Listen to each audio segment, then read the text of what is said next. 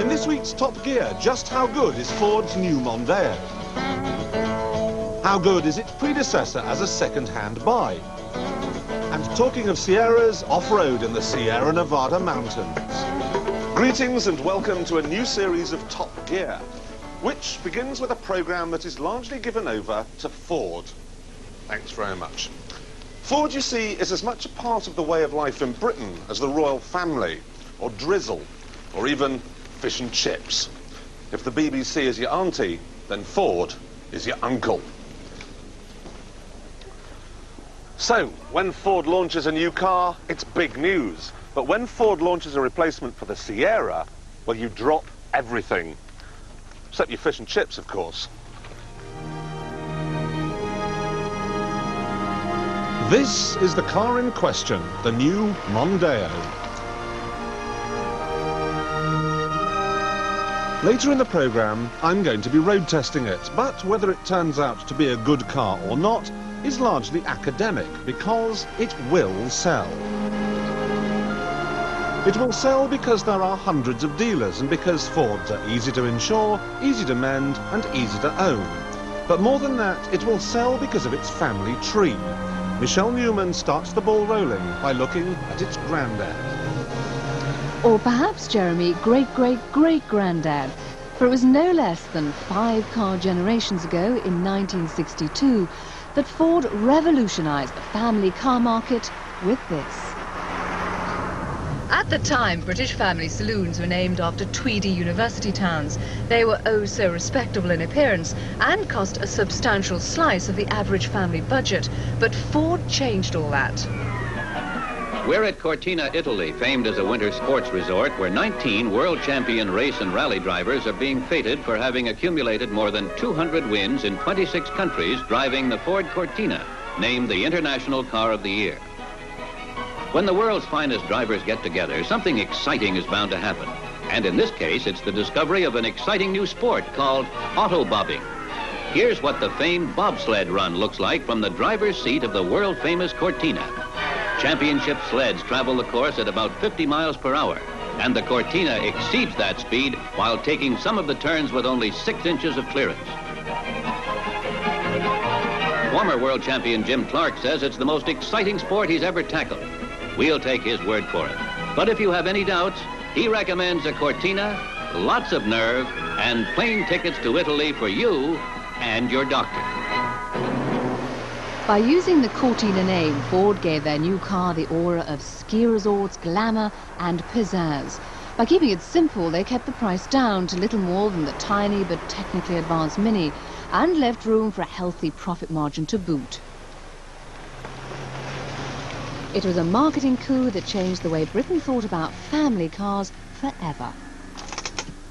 And it wasn't just a new name. For car buyers on a budget, the Cortina was full of tempting detail, like the horizontal speedo and the aluminium dashboard. This was avant-garde 1960s style. Outside, there are enough sharp edges to give you the impression that it was designed by Gillette. In fact, the only things that weren't sharp were these ban-the-bomb rear lights. Well, it didn't take long for Ford's marketeers to realise they were really onto something. So 4 years and 1 million Cortinas later, they launched another.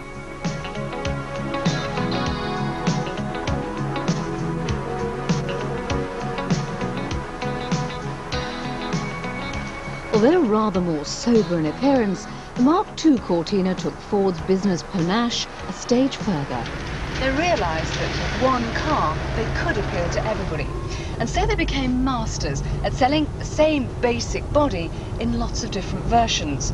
Starting with the Deluxe, those on a shoestring, through to the Super, the GT, and to this, the XR3i of its day, the 1600E.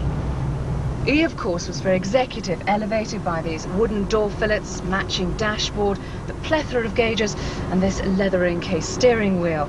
The Cortina had at last become a class motor. The Executive also got lowered ground-hugging suspension, matte black trim and Rose-style wheels, all hinting at a fairly brisk turn of speed. Of course, cars went out of date pretty quickly back then, so 1970 brought another Cortina.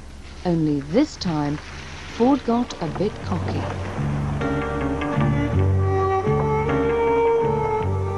It's refinement that gives the look of prestige to the new Cortina. Refinement in style and in the hidden qualities of the engineering. She doesn't care that the seats have been ergonomically designed with extra legroom in the front. She just knows she's comfortable.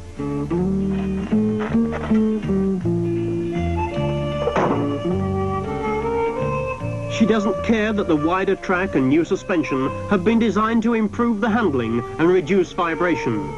She only knows it's a really smooth, sophisticated ride. She doesn't know that the bulkhead has been specially soundproofed and that the wiper motor and blower have been banished to the engine compartment. She only knows it's easier to hear the nice things he says in the new Cortina. Thankfully, they don't make commercials like that anymore. But with their car, Ford's marketing team had got it right again. The radical style hit the mood of the 70s and shot the Cortina to the #1 slot in the sales charts for month after month after month. There's no doubting what decade you're in here with the jumbo-sized Fablon dash, the sticky black plastic seats and the instruments buried down by your ankles. You keep expecting James Burke to be alongside. Slip something stirring in the 8-track and you're ready for tomorrow's world.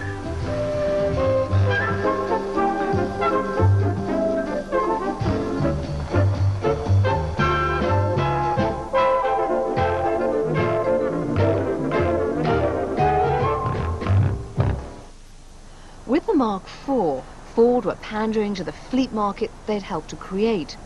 It was a conventional car, but then it had to be, if it was to sell to the reps that Ford now knew so well, better in fact than anyone else in the business. They were enormously successful at it. By 1980, 1 in every 8 cars sold in Britain was a Cortina. It wasn't the best car you could own, even if it was a V6 gear like this one. But with 20 years marketing expertise behind them, Ford could do no wrong. They were crushing the opposition like beetles. And it didn't stop there. They kept the pace up. Shortly after the 4 millionth Cortina came off the production line, Ford decided it was time for a major change. Only this time, they well and truly blew it.